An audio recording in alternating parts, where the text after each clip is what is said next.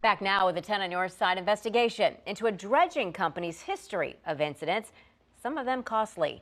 The latest one you're all too familiar with if you've watched our newscast this week.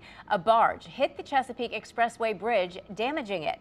But we've learned this same company has a list of other issues as well as lawsuits. Investigative reporter Julie Millay joins us now with more. Julie?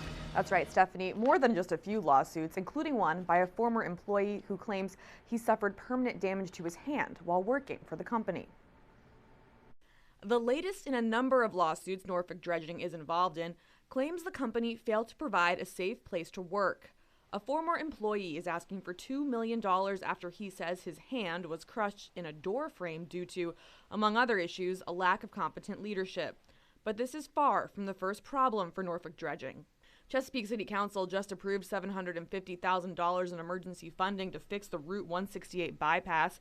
It was shut down earlier this month after a Norfolk Dredging vessel crashed into it. We're tracking all calls with the full intention of recuperating our calls from the vessel operator. Anytime there is a vessel strike with a bridge, that's investigated by the U.S. Coast Guard. Back in March, Norfolk Dredging's tugboat Miss Judy hit a pipe in the intercoastal waterway at Great Bridge Lock. The damage caused a sewage spill, which sent 2.5 million gallons of wastewater into the Elizabeth River and cost $6 million to repair.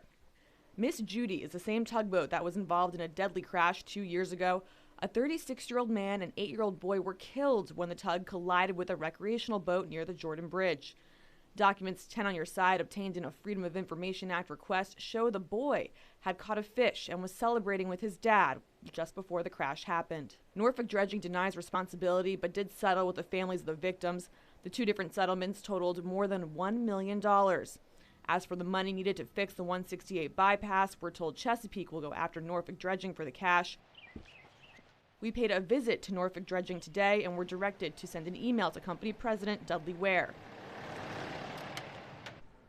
Company President Dudley Ware has not responded yet to our calls or emails. I'm Julie Millay, 10 on your side.